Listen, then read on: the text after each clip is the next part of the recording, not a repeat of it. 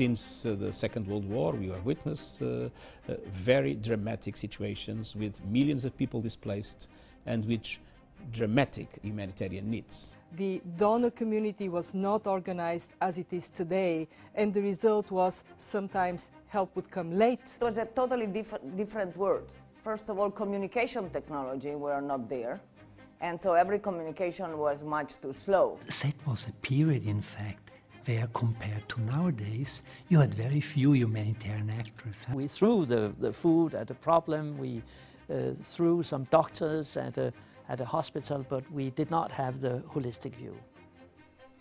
Providing humanitarian aid 20 years ago could be an ad hoc and hazardous affair that often relied on the enthusiasm of its operatives rather than organization and technology. But things were changing, and in 1992 the European Commission set up the European Humanitarian Aid Department, called ECHO, and its task was specifically to provide and coordinate emergency relief funding for victims of natural disasters and armed conflicts around the world. Europeans who really hold strong on the value of solidarity felt that we had to come to the rescue in a more organized, more effective way, and that was the birth of ECHO. ECHO was soon to be tested, as the Balkans was engulfed in internecine warfare, creating an unprecedented humanitarian and refugee crisis. Sarajevo was completely surrounded. Nobody could go out, nobody could enter apart from the humanitarian aid.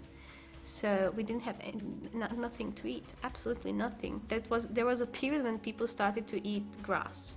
So it was fundamental for us to receive this humanitarian aid. It was not only a huge humanitarian challenge in assistance terms, where ECHO played an important role, it was also a huge challenge in protection terms. The conflict was a steep learning curve for the organization, working out how to stay impartial and still deliver help to the most vulnerable.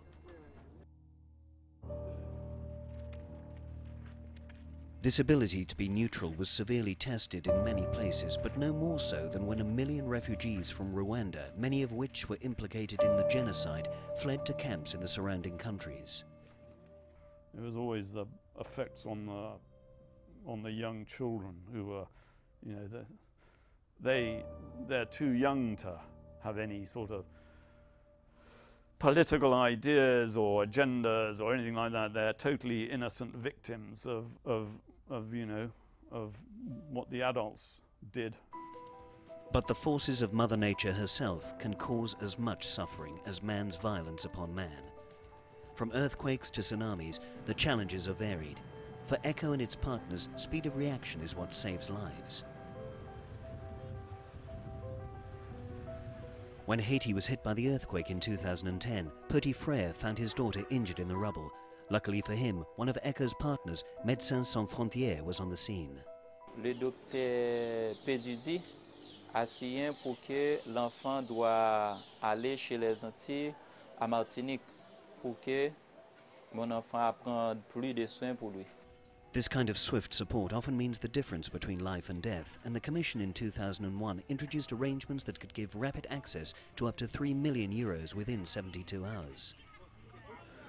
On pouvait obtenir une dérogation et que cette dérogation nous permettait d'être rapide et d'agir très rapidement, et c'est pour ça qu'on est allé dans ce sens, et ça a été effectivement quelque chose qui a fait une différence. In 2010, another key support was added to the ECHO toolbox when the EU's civil protection mechanism was brought under ECHO's remit, giving access to specialist teams and equipment for crises both within and outside Europe. The mechanism's operational heart is the Monitoring and Information Centre in Brussels. Here, requests for aid are married with the capabilities both on the ground and elsewhere. The eyes and ears of ECHO are the humanitarian experts based in the field. They assess and liaise with the partner organizations. I think what distinguishes ECHO from many other donors is the quality of the people on their staff. Their staff, most of whom have worked in NGOs, really know the field. Our people on the ground, in many of the situations we face, can have a dialogue with ECHO and interact. And that interaction is sometimes extremely important even for the definition of our own strategies, of our own policies, and of the response we are able to mobilize to the crisis we face. But the threats to the most marginalized of the world are increasing and becoming more complex, from climate change to population growth to access itself. There are more and more cases when we need to build links between relief and development.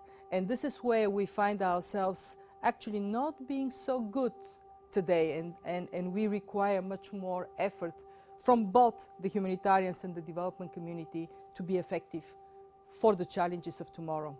It's about creating resilient societies. The best you can do is actually to make sure that people are prepared, that they have a knowledge about the risks that they're facing, and with that knowledge and this preparation, they actually suffer much less. This resilience takes many forms, from education to disaster preparedness to sustainable agricultural techniques. But communities all over the world are rising to the challenge, and with the help of the Commission and ECHO's partners, building their own support mechanisms to help prevent, prepare and respond to the next crisis. ECHO has grown from an office with 40 personnel to one of the world's leading players in crisis relief, with an annual budget of more than €1 billion. During its 20 years, it has helped millions of crisis-hit victims in over 140 countries, working with more than 200 partners, providing a vast range of help, from food, healthcare, shelter and water, through to education and psychological support. But above all, ECHO stands as a flagship of European solidarity with the world's most needy. Being able to witness, and not only as a witness, but as an actor of change, it's an immense privilege.